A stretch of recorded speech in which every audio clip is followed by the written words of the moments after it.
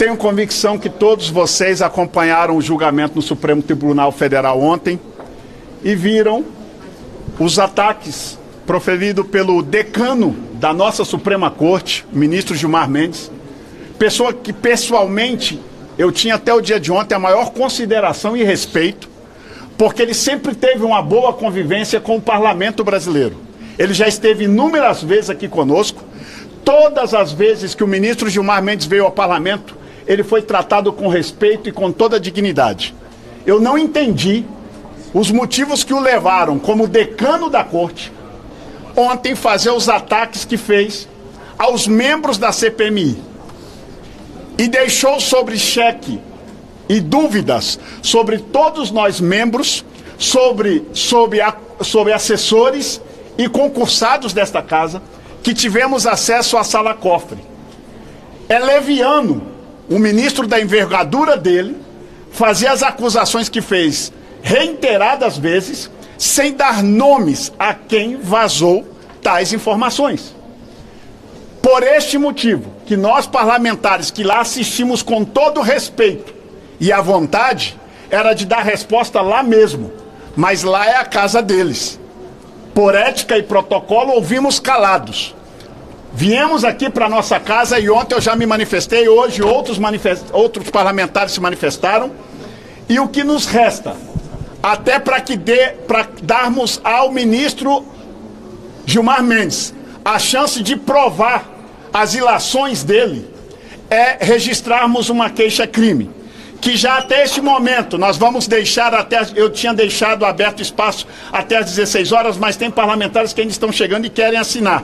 Até o presente momento, para os senhores e as senhoras saber, tem a minha assinatura, a assinatura da senadora Damares Alves, a assinatura de Marcel Van Hatten, Ivaí de Mello, deputado Fábio Costa, senador Eduardo Girão, deputado Coronel Crisóstomo, deputada Coronel Fernanda, senador Magno Malta e deputado Hélio Lopes. Todos já assinamos este documento que já foi divulgado a toda a imprensa, e nós esperamos que o ministro Gilmar Mendes venha a público dar os nomes de quem vazou. Senão, é uma ilação muito grave vindo de uma pessoa que nós temos muita consideração, porque não se trata de qualquer pessoa.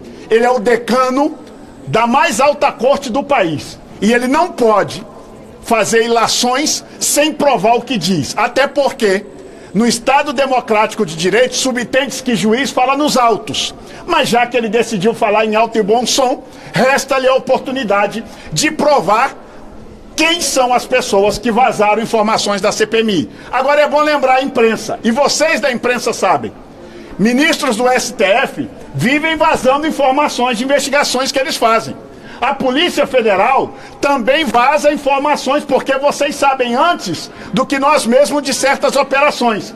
Quando é para a Polícia Federal e para a ministra da Suprema Corte, parece que é normal vazar.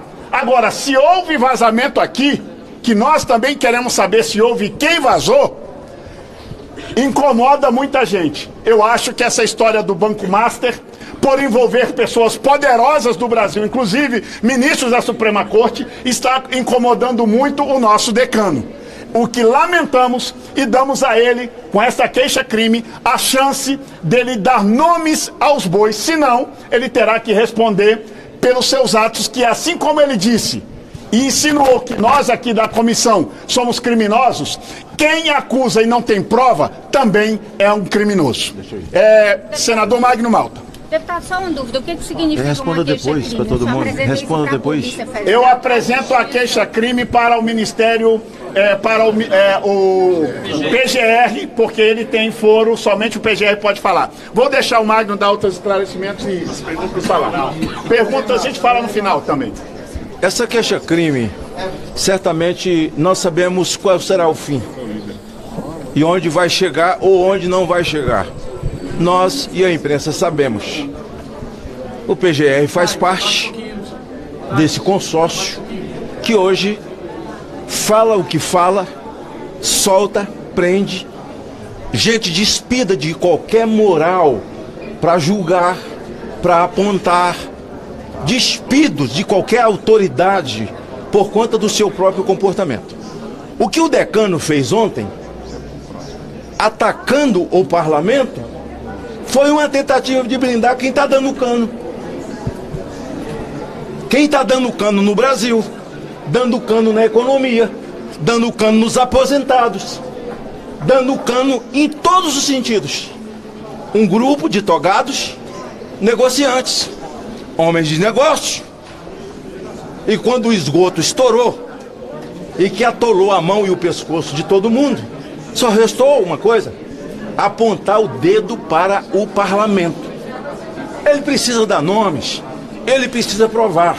E parece que esse título de quase de final de festa, de que é o decano, enquanto alguns parlamentares lá estavam e obrigados foram a ouvir, está lá ouvindo esse tipo de asneira de quem não tem nada para falar a não ser passar a noite bolando como defender os togados de capa suja. Infelizmente, o decano do Brasil fez uma fala tão infeliz, apontando de forma tão covarde o parlamento, porque todo mundo sabe que CPI e CPMI é um instrumento do parlamento, e CPMI ou CPI tem a mesma envergadura judicial do Poder Judiciário, a mesma envergadura de um ministro. O Viana não precisa pedir nada para ninguém, é a mesma envergadura. Se não for assim, não tem sentido. Agora, a CPI da Covid, vamos lá. Quem foi que entrou? Randolph. Não tinha fato determinado. A CPI dizia que era Bolsonaro e Covid. Bolsonaro não é fato determinado. Fato determinado é crime. E se Covid fosse fato determinado, a CPI tinha que ser para o Brasil inteiro. E não foi. Como o Pacheco não instalou, ele recorreu e o Barroso sozinho foi lá, assinou e mandou e instalou. Pronto. CPI dos bingos, que eu fui autor no meu primeiro mandato. 47 assinaturas. Não instalou o presidente. O ministro Marco Aurélio foi lá e mandou instalar. Eu nunca vi levar para o pleno algo em que o parlamento não precisava requerer, mas requereu, porque faz parte da ossada do parlamento. Isso é primário, pelo amor de Deus, para qualquer primeiro-anista de direito. E eu tenho até pena deles que estão fazendo direito no Brasil, que estão aprendendo tudo que não existe no Brasil, falta de ordenamento jurídico e falta de Constituição.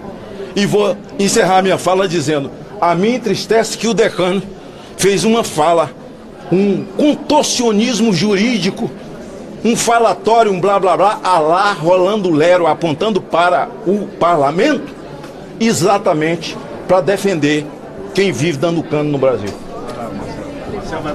Vou falar pela liderança do Novo. Pessoal, na verdade, o que nós vimos acontecer ontem no Supremo Tribunal Federal foi uma exposição ao ridículo do ministro, que é decano da corte, atacando gratuitamente deputados federais e senadores que estavam lá presentes para representar os aposentados brasileiros que foram roubados durante esses últimos anos, atacando quem está querendo fazer uma investigação séria e, inclusive, impedindo que se prorrogasse uma investigação que está chegando em colegas seus, colegas do ministro Gilmar Mendes. É importante lembrar que o Banco Master até agora já atingiu esse escândalo familiares de 3 ministros do Supremo Tribunal Federal. Temos o caso do Tayayá, do ministro Toffoli. Nós temos o caso do filho do ministro Cássio Nunes, que recebeu por uma consultoria prestada ao Banco Master. E nós temos o caso da esposa de Alexandre de Moraes, com um contrato de 129 milhões de reais para representar o banco. Mas o que nós vimos nas conversas interceptadas pela Polícia Federal e divulgadas pelos senhores da imprensa, que na verdade são os alvos desse tipo de comentário de Gilmar Mendes, por estarem dando publicidade aos casos, graças ao que saiu na imprensa, percebemos que no dia da prisão de Daniel Vorcaro, ele trocou mensagens com o ministro Alexandre de Moraes, não com sua esposa, e perguntou se tinha conseguido bloquear, não se sabe o que, mas especula-se e se tem grande grau de certeza sobre a que ele se referia, repito, no dia da sua prisão. O fato aqui, senhoras e senhores, é que esses ministros deveriam ter se dado por impedidos de julgar um caso que tratava da prorrogação ou não de uma investigação que também atinge o Banco Master e, portanto, também está chegando a familiares dos ministros do Supremo Tribunal Federal.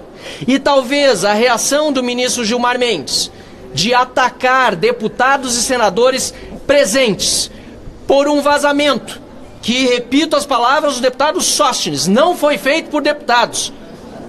E se foi, que o ministro Gilmar Mendes prove.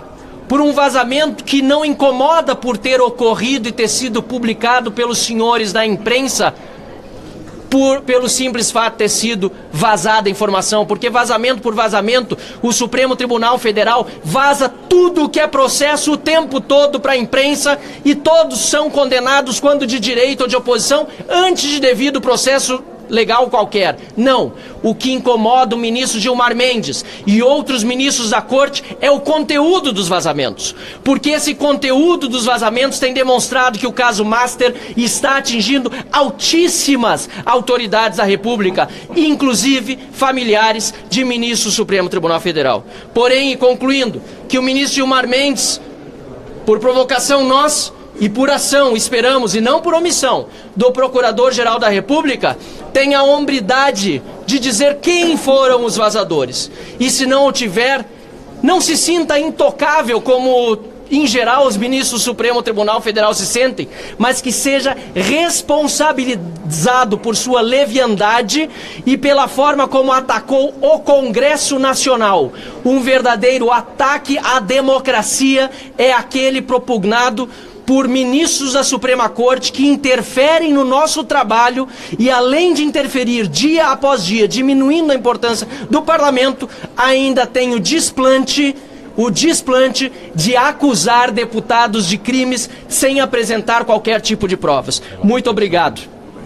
Deixa eu só falar rapidamente aqui, agradecer a presença da imprensa e dizer o seguinte: a regra da boa convivência é o respeito. E ontem nós tivemos uma série de impropérios, uma verborragia seletiva do ministro Gilmar Mendes, completamente naquele momento destemperado, que a gente teve que agir com relação, não à decisão do seu voto, que a gente tem que respeitar apesar de ser contraditório, não em relação ao que ele disse ali das votações em bloco, que ele também falou aqui do parlamento, que ele anulou um processo de um colega, uma quebra de sigilo da Marilit, que é do Toffoli e dos seus irmãos, e efetivamente a gente teve, a partir desse cancelamento, uma série de problemas aqui dentro para fazer esse trabalho, né? Então é muito importante, eu quero deixar muito claro que a gente precisa saber, e todos precisam lembrar, que a gente tem lá no Supremo Tribunal Federal julgamentos em bloco. A gente tem exatamente prisões em bloco. Com que moral tem o ministro para falar disso? Agora, nós vamos ter um impasse aqui muito grande, que poucos perceberam. Essa notícia crime nossa vai para a PGR. Eu espero que o senhor Paulo Gonet, que assistiu de camarote jornalistas serem ameaçados e não tomou uma posição sobre o sicário do Vocário, o ministro André Mendonça corretamente teve que tomar essa decisão de prisão do Vocário. O ministro Paulo Gonet precisa se declarar impedido sobre essa notícia crime. Até porque ele foi sócio do ministro Gilmar Mendes. Então que passe para outro, o seu vice-presidente, porque nós vamos aditar o pedido de impeachment do ministro Gilmar Mendes, que já tem na casa, vários senadores assinaram, sobre o conflito de interesses com o IDP, instituto dele, e a CBF. Estamos no ano de Copa do Mundo. E nós vamos aditar esse pedido de impeachment com esse fato grave de denúncia ontem de agressão a parlamentares do Brasil. caso Master está na mão dos seus colegas. O pedido do senador Alessandro Vieira, meu e de Magno Malta, também do astronauta Marcos Pontes, do Plínio Valério, da senadora Damares Alves, está nas mãos de Cássio Nunes Marques, que, como foi falado aqui por um colega nosso, existe também, eu acredito que ele deva se decretar impedido, porque tem uma consultoria do filho dele no caso do Master. Então que passe para o ministro André Mendonça, que é o relator, para que a gente possa abrir essa CPI do Master, que está lá no Supremo Tribunal Federal, que toda a verdade vem à tona. É isso que a gente vai lutar junto com o povo brasileiro, junto com a imprensa que quer a verdade, desse maior fraude do sistema financeiro do Brasil, que está junto. Esse se interliga com a maior fraude do sistema previdenciário do mundo, que é esse caso do INSS, que foi interrompido prematuramente por uma conspiração entre os três poderes da República, e a gente está tendo que correr com um relatório, mas que está bem fundamentado, e a população vai ver quem blinda quem hoje. Muito obrigado. Obrigado.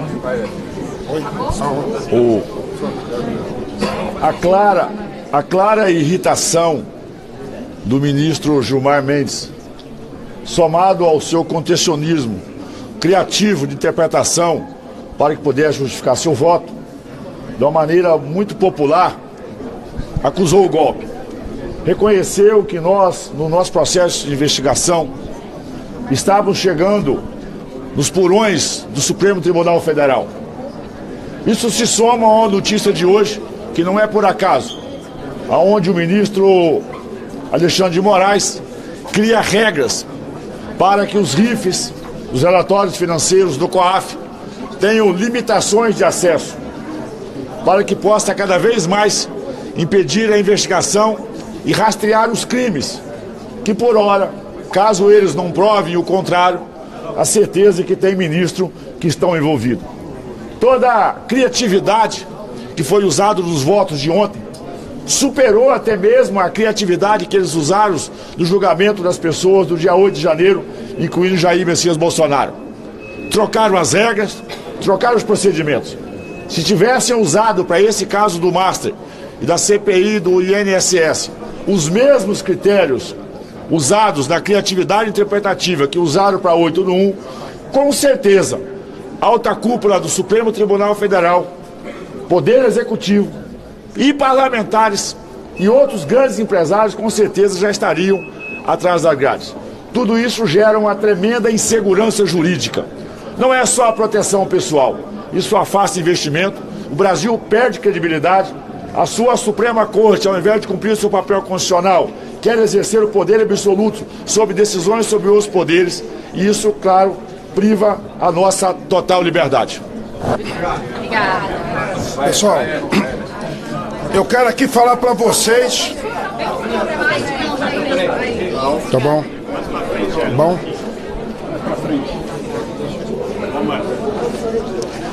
Eu quero aqui trazer para os senhores que na CPMI do 8 de janeiro, verifiquem se eu não estiver enganado, a senadora Lisiane quebrou o sigilo de todo mundo em bloco.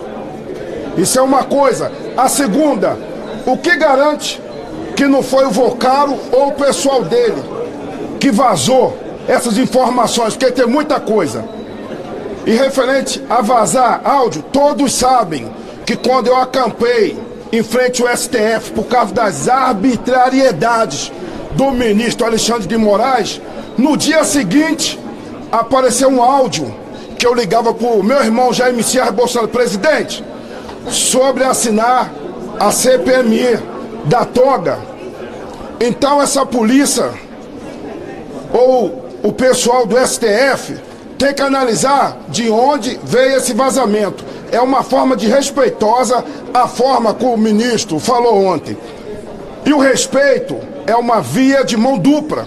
Se você achar que a via de mão dupla é de mão única, vai acontecer um acidente.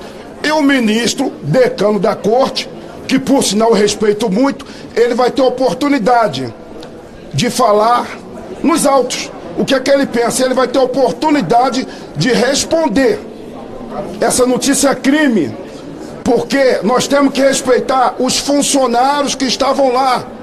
Aí eu falo assessores da esquerda, assessores de direita, são os trabalhadores que foram desrespeitados. E também foram desrespeitados os parlamentares. Tem que ter autonomia entre os poderes, mas essa autonomia, ela se dá pelo respeito. Tem perguntas? Não, né? Tá bom, eu só queria saber, vocês sabem do Sicário aí? Onde é que foi o sepultamento? Ninguém sabe. É bom lembrar, eu quero aproveitar só para encerrar, e lembrar que ministro do STF, inclusive, vaza informações para âncoras de grande TV no Brasil ao vivo, que lê o que o ministro está vazando para ela e ainda dá risada em rede nacional. E são estes os ministros que querem falar agora de vazamento. Façam-me o favor. Obrigado, gente.